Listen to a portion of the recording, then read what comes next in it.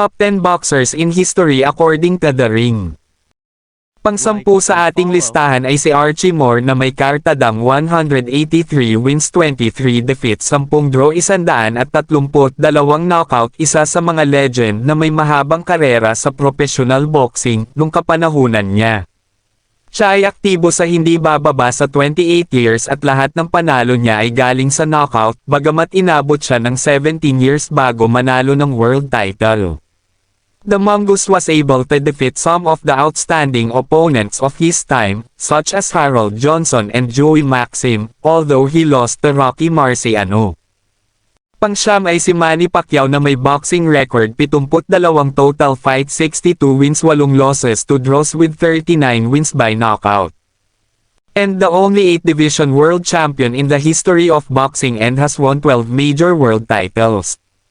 He was the first boxer to win the lineal championship in 5 different weight classes, the first boxer to win major world titles in 4 of the 8 glamour divisions, and is the only boxer to hold world championships across 4 decades, 1990s up to 2020s.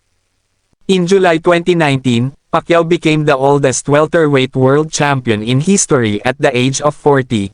Pang-8 ay si Ezzard Charles na binyansagang The Cincinnati Cobra, na may kartadang 95 wins 25 defeat and 1 draw, 52 knockout. Competed with the elite from middleweight to heavyweight for the better part of a decade without a title shot. After returning from World War II, from February 1946 until losing the heavyweight title to Jersey Joe Walcott in July 1951, Charles had 39 wins 1 defeat record, with a 20 wins 1 defeat mark against opponents ranked in the ring's top 10, at light heavyweight and heavyweight. Pang-7 natin ay si Willie Pep with a record of 229 wins 11 defeats 1 draw with 65 knockout. This featherweight champion won his first 62 fights with 4 victories over ring top 10 opponents, including his featherweight title win over Chucky Wright. Pep's record reached 134 wins 1 defeat, with a new undefeated streak of 73 fights and overcoming a plane crash in between. His real name was Guglielmo Papalio and he relentlessly achieved major success in boxing various categories. Pang-6 natin ay si Floyd Mayweather o kilala sa bansag na Pretty Boy at Money, na may malinis na boxing career na 50 wins 0 defeats and 0 draw at 27 wins nito ay nagmula sa knockout. Won titles in 5 categories and we already know that he has been the boxer with the most box office and PPV success in recent decades and perhaps in history. From the time he first became a champion against Genaro Hernandez to his farewell against Conor McGregor, Mayweather faced and beat 23 of the ring's top 10 fighters in their divisions. Money beat 15 world champions in a row before his retirement bout. Pang-5 ay si Emile Griffith na may boxing career na 85 wins 24 defeat 2 draws at 23 knockout record. He was at the top of the welterweight and middleweight rankings from the early 1960s to the mid-1970s, a period in which he won 5 world championships against top boxers.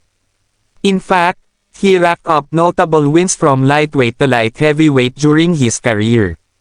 Nearly half of his opponents in his 111 fights were top 10 in their division when Griffith faced them, hence his 5th place in this ranking. Pang-4 ay si Tony Canzoneri.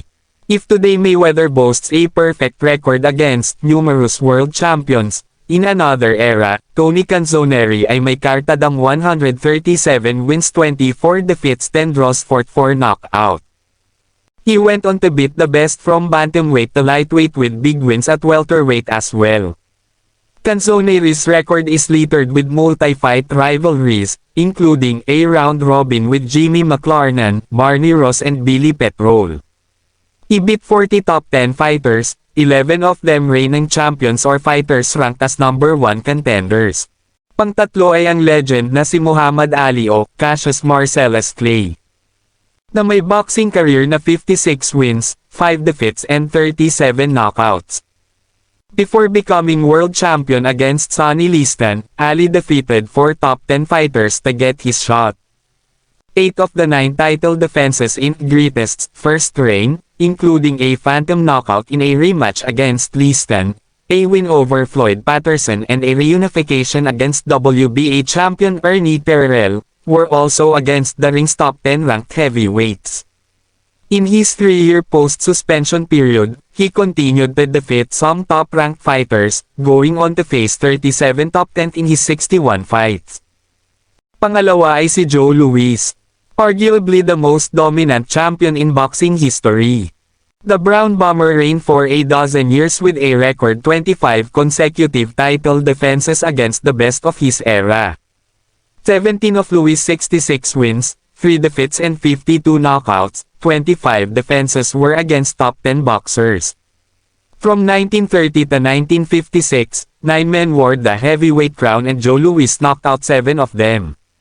This includes his most legendary victory, the first round KO over Max Schmeling in their rematch. Ang una sa listahan natin ay isa din sa legend at greatest of all time na si Sugar Ray Robinson na may kartada na 174 wins, 19 defeats and 6 draws, na may 109 knockouts. Nanggaling sa unbeaten streaks of 40 and then 91 fights, and a record against champions and top 10 fighters, with over 40 wins. He had 14 wins over champions or number 1 contenders in his division. Remember as well, he knocked out Lamota in 13 seconds to become champion. He used charisma and in attack he may have been the most skillful, and even Ali, Schmeling and Louis said he was the best. He beat the best, like Kid Gavilan, Sammy Angut, Fritzy Zivek, Lamota, Jackie Wilson, Henry Armstrong, Bernard Doc Usen, Steve Belloes, Tommy Bell, Randy Turpin, Joey Maxim, Carl Olson, Gene Fulmer, Carmen Basilio. Thank you. Please like, comment and subscribe.